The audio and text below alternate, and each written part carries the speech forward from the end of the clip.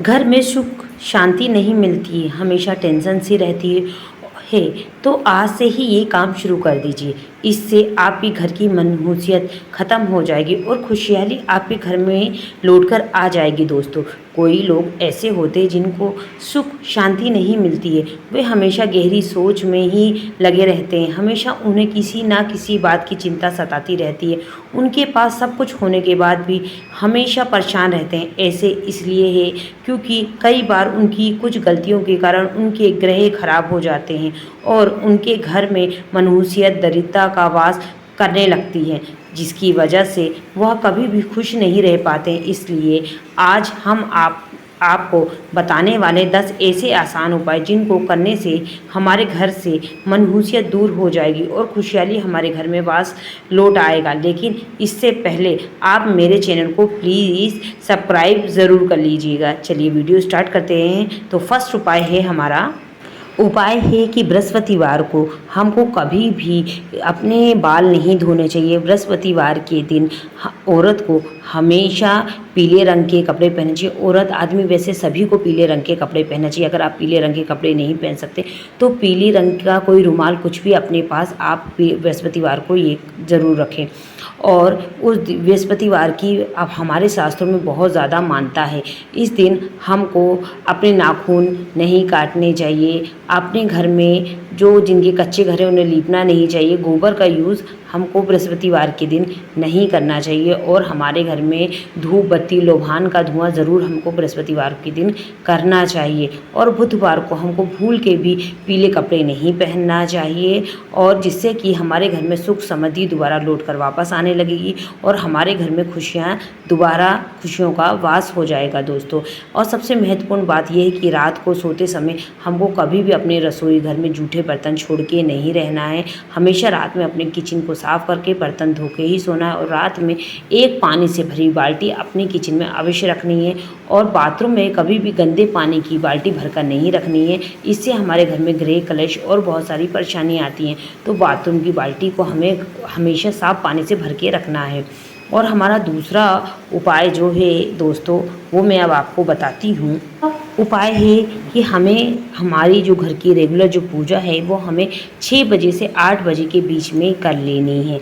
और पूजा का टाइम हमें निश्चित रखना है। ये है कि 15 मिनट आगे 15 मिनट पीछे हो सकता है, पर पूजा का टाइम हमेशा एक ही होना चाहिए। और कभी भी हमें पूजा करते समय ज़मीन पर नहीं बैठना चाहिए। हमारे पास एक आसन होना ज़रूरी है और हमें अपने ही आसन में बैठ के पूजा करनी चाहिए, ना कि किसी दूसरे के आसन में बैठ के पूजा करना चाहिए।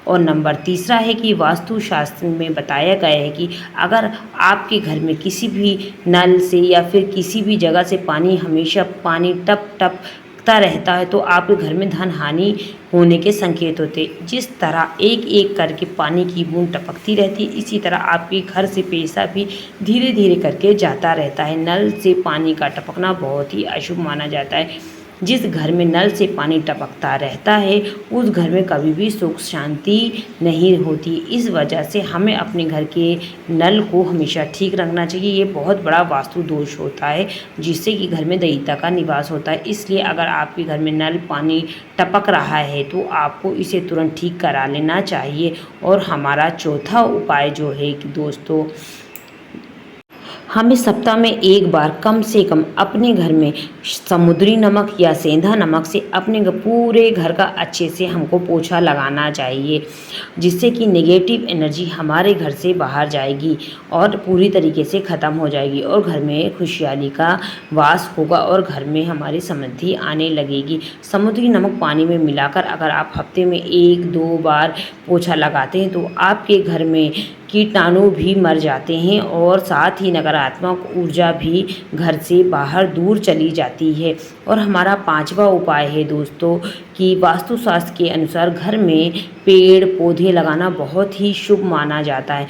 जिस घर में तुलसी का पौधा होता है वो बहुत ही अच्छा संकेत होता है और ये घर में हमेशा बरकत लाता है। इसलिए हर घर में एक तुलसी का पौधा होना बहुत ज़रूरी है। जिस घर में तुलसी का पौधा नहीं होता वहाँ हमेशा खुशहाली नहीं रहती। इसलिए जहाँ तुलसी का पौधा होगा वहीं खुशहाली होगी। तो इसलिए तुलसी का पौधा हमारे घर में अवश्य लगवाए। और तुलसी का पौधा हमारे आने वाली घर में परिस्थितियों का भी संकेत देता है।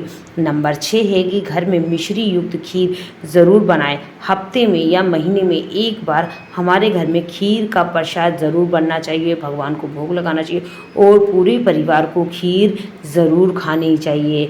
या तो आप पूर्णमासी के दिन खीर बना सकते हैं या शुक्रवार को। हफ्ते में अगर आप हर हफ्ते बना सकते हैं तो हर शुक्रवार को बनाइए, और अगर आप हफ्ते में नहीं बना सकते तो महीने में एक बार पूर्णमासी के दिन खीर का ज़रूर बनाइए। और उसके बाद सूर्यास्त होने के बाद आपको पूरे परिवार को ये खीर का प्रसाद दे देना चाहिए। और रात सूर्यास्त के बाद हमको दूध, दही, माठा ये कुछ भी किसी को भी दान नहीं करना चाहिए। प्याज का भी दान नहीं करना चाहिए। अगर हम ये चीज़ों का दान करते हैं तो हमारे घर में बदनसीबी दोबारा वापस लौट के आ सकती है। नंबर 7 है झाड़ू। झाड़ू घर की लक्ष्मी होती है। झाड़ू को हमेशा हमको अच्छे से लगा के अपने घर को साफ करके और उसके बाद झाड़ू को अच्छे से रख देना चाहिए। कभी भी झाड़ू को ऐसे फेंकना नहीं चाहिए। अगर हम झाड़ू फेंकते हैं तो ये लक्ष्मी जी का अपमान माना जाता है, और इसलिए हमें ना ही कभी झाड़ू को फेंकना चाहिए और हमेशा अच्छे से रखना चाहिए, ना ही उसे लागना चाहिए, ना पेड़ लगाना चाहिए। और जब भी हमारा झाड़ू से काम हो जाए, हमारे घर की सफाई हो जाए, तो झाड़ू को ऐसी जगह पे रख देना चाहिए जहाँ पर किसी की नज़र ना पड़े। और हमको इस बात का भी ध्यान रखना चाहिए, हमें अपने घर की झाड़ू कभी भी किसी को नहीं देनी चाहिए। और 8वां उपाय ये है कि घर में सुख शांति के लिए हमको क्या करें, तो वही उपाय मैं आज आपको बताने जाती हूँ। सुख शांति के लिए हमको अब केसर मिलाकर पानी में स्नान करना चाहिए। स्नान करने के बाद जब हम पूजा करें तो केसर मिला हुआ अपने माथे में चंदन लगाना चाहिए और केसर मिलाकर दूध पीना चाहिए। इससे भी हमारा बृहस्पति मजबूत होता है और हमारे घर में सुख शांति बाकायदा बनी रहती है। और हमें इस बात का ध्यान रखना चाहिए कि बृहस्पति जो ग्रह है वो हमारे मान सम्मान का प्रतीक होता है। तो जब हमारे घर में शांति होती है, हमारे घर में हर चीज़ अच्छी होती है, तो हमारा मान सम्मान वैसे ही बढ़ता है। तो ये उपाय बहुत ही कारगर और सिद्ध किया गया उपाय है। तो मैं अगला जो उपाय आपको बताने जा रही हूँ, रसोई घर। रसोई घर में हमको भूल कर भी जूठे बर्तन नहीं छोड़ना चाहिए। और अगर हम जूठे बर्तन छोड़ते हैं तो जिससे कि माँ लक्ष्मी अप्रसन्न हो जाती हैं और वो क्रोधित हो जाती हैं। इसलिए हमें हमेशा रसोई घर में बिल्कुल जूठे बर्तन नहीं छोड़ना चाहिए। पूरी रसोई साफ़ करके ही हमको किचन को रात में बंद करना चाहिए।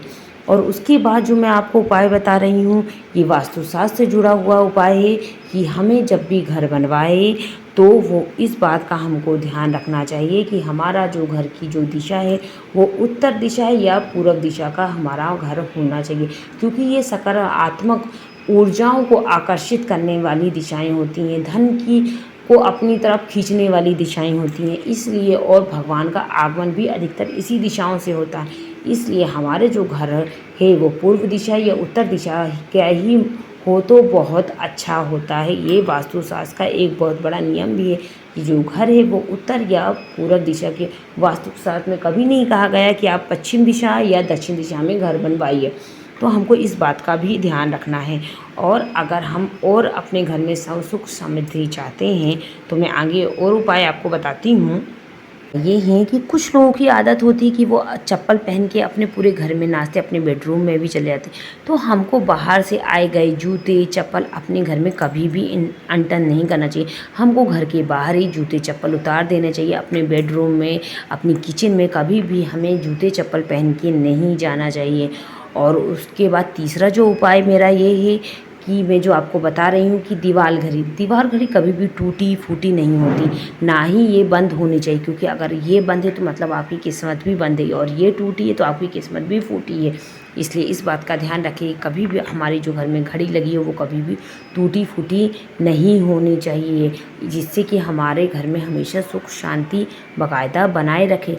और आगे का जो उपाय है कि हमको रात में सोते समय पीतल के बर्तन में कपूर ज़रूर जलाना और पूरे घर में घुमाना। हो सके तो अगर आपके पास गाय का घी है तो उसमें 1-2 बूंद गाय का घी भी मिलाकर आप जला सकते हैं। बहुत ही ज़्यादा फ़ायदा करता है और घर में पॉजिटिव एनर्जी को आकर्षित करता है। धन्यवाद दोस्तों। आपको ये वीडियो कैसा लगा प्लीज़ लाइक करिएगा, शेयर करिएगा, कमेंट ज़रूर करिएगा। राधे राधे।